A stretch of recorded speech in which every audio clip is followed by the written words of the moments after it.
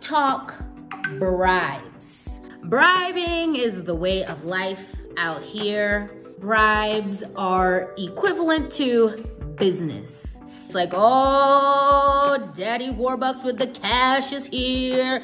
Cash is here.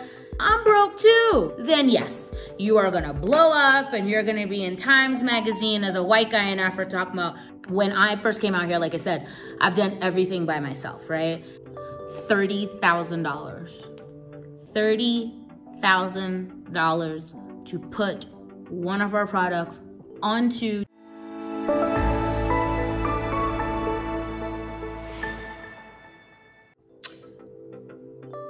What's up, Dusha Tribe, TIA Marketplace, the place that we come to discuss all the things that we at Tashana Investment Africa are out here doing.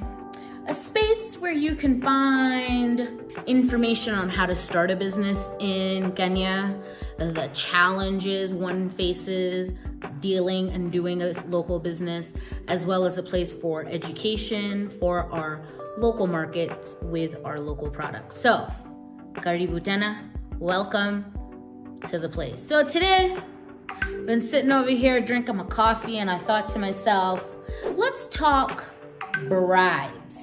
Bribes, bribes, bribes. I learned something when I came out here, y'all. I learned something when I came out here. Bribing is the way of life out here in these parts of the world, y'all. I don't know about anywhere else, but right here, hapa Kenya, bribes. And bribes are equivalent to business. If you are not bribing, your business probably ain't moving. I can definitely say as one who has really avoided having to pay bribes, our business moves a bit slower than those others. I've definitely had people say to me, Rita, just pay the bribe and keep it moving. Our supplier, really messed with us because they were annoyed that we weren't paying our bribes to move forward and faster in the market. But you know, if you don't stand for nothing, you're gonna fall for everything, right? Boop. Anyways, so let's just really talk about what this bribe culture means and like really what it means, right? Because when I first got out here, I just didn't really understand it, right? Because in the States, obviously we have bribery, right? Like, duh. On all levels, duh. However, as like the regular day-to-day person like you and I, we're not dealing with it, right?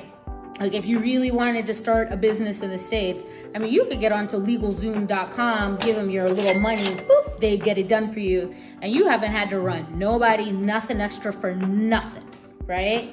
So you don't have it on like all the levels as we have it, right? Like I used to be a lawyer and I've never had a client run me bribe money, be like, go talk to this judge and go do it. Now, does that probably happen? Yeah, but I used to be a public defender and my guys didn't just have boatloads of cash, right? Like those guys were showing up to the federal building in Maybachs.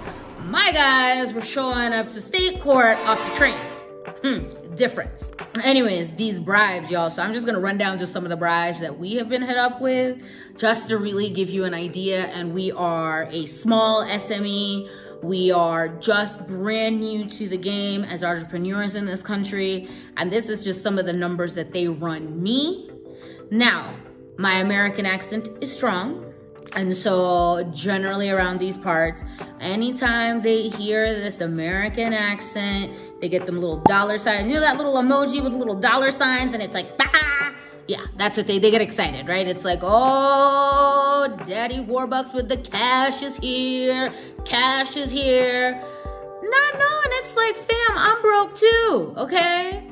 Our brokenness might look a little different, but I don't have the funds that y'all keep thinking I have these funds. If I had these funds, would I be over here doing this all by myself, right?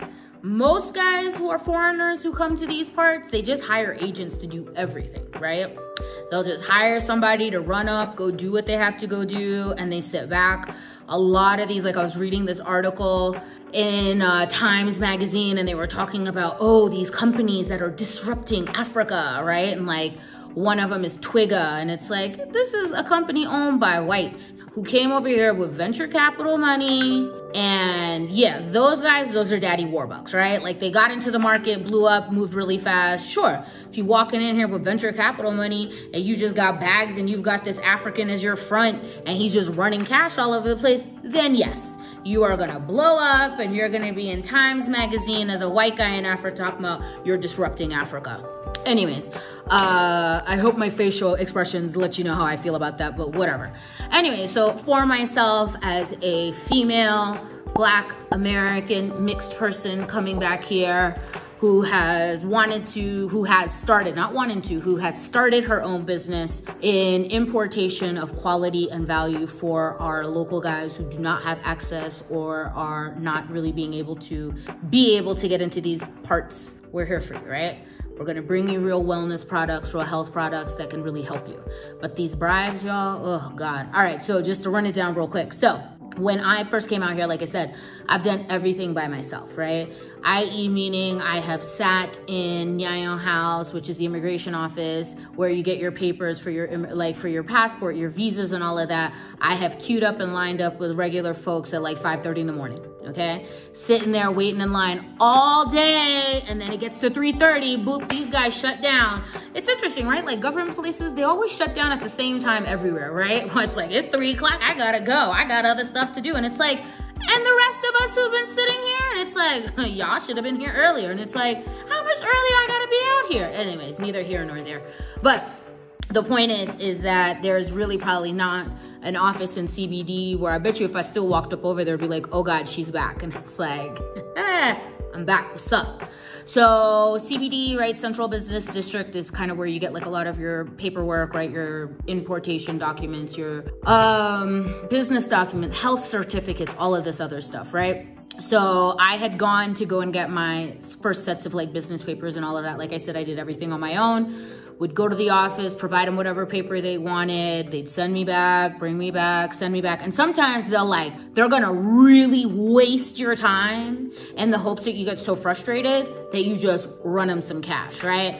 But you know, sometimes you just got the time. I got the time today. So let's just see. So imagine now, guys, I went to go get my business papers, and generally like to set up your business for your business license around here, it's around like $600, right? So imagine I put in all my paperwork, did all that. Then all of a sudden I went to go check on it and they were like, oh, we don't have any of your papers. How? I came out here by myself. I already told you guys, right? So one key thing I'm definitely telling you, everything and anything you submit or send, you better make a copy for yourself, because this is another little trick that they're gonna do where they're gonna be like, I don't know where your papers are. I don't know where they are. And you're like, all right, well, so here's my copy where y'all have signed it that you got it, and I definitely didn't make this up. So I'll just wait, you can find it. So I went over there, they did that, and the girl literally said to me, all right, if you pay me an additional 1,500 USD, I'll just fast track it and get it done. And I promise y'all, I looked at this lady, I turned around, I walked out, and I walked out. This lady ran after me, y'all. She ran after me down the street and was like, no, madam, what's the problem? I was like, you tripping. I was like, $1,500. I already ran you $600 to put these things together. I've got signed documents. Where do you get off asking me for an additional 1,500? She's like, no, okay, I'm sorry, but like, please don't say anything and don't report me and don't do anything. Yeah, right? Now, mind you, you're gonna go to these offices. There's gonna be a big old sign right there that says, if there is corruption, call this number. It don't really mean nothing. Okay, so there was another girl I know out here, same, she was an American. She wanted to start a human resources business here. She had been here for 4 months. Do you know how much they asked her to set up her business, y'all? $55,000 USD, 55,000. I looked at her, I was like, girl, look, you can run me a third of that and I'll go get it done for you, right? Like, wait a second, nuts.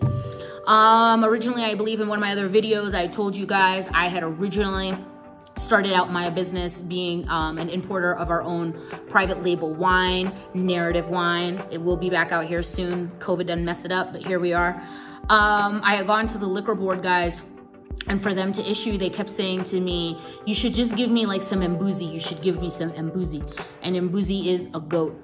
And, you know, some in these parts of the world, right, like giving different like animals like chickens, goats, beef, it's just like a very, you know, you have to be moneyed to be able to give it, right? Now, that was their way of saying, run me some money for this license if you want it, right?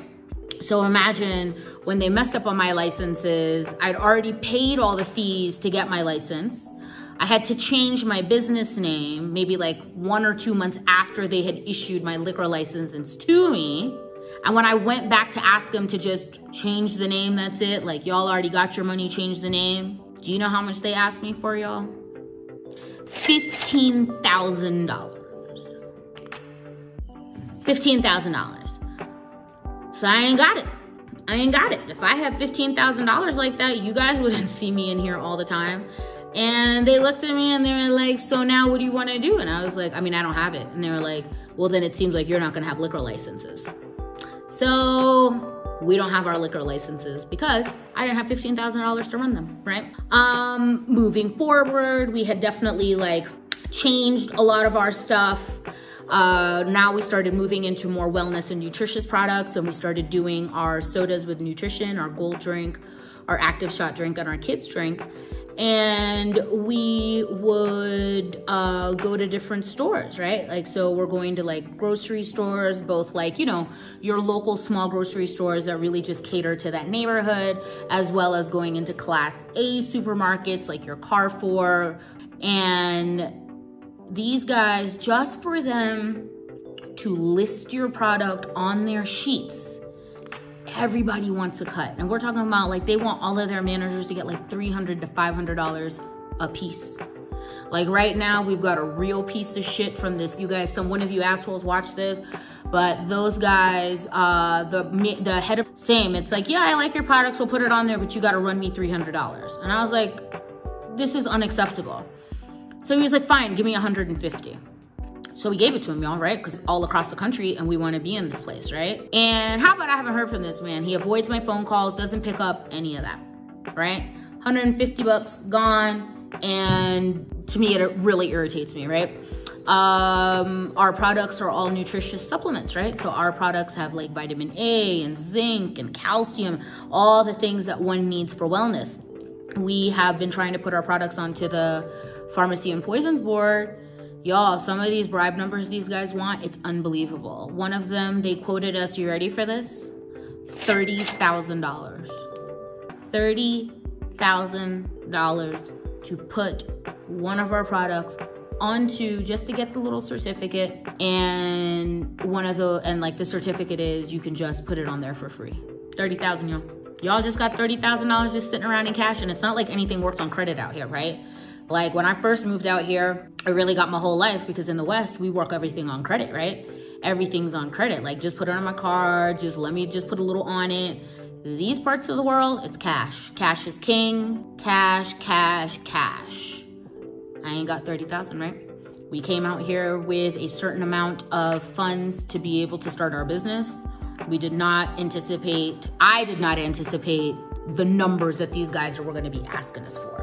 Right? I had gone to a dinner party one night, and this was like maybe like a while back. And there was like a girl who was there who's like an international lawyer, like an international business lawyer, works for a local firm here. There's this other guy who worked for this venture capitalist, like ICE Lion or something like that. And so we were just all like talking and stuff. And then I asked them, I was like, you know, they're asking me like, what are you doing? I'm telling them. And then I asked them, I was like, what do you guys think about this bribe? And I promise you, they all looked at me and they were like, Rita, do you expect to do anything in this country that's big? And it's like, yes.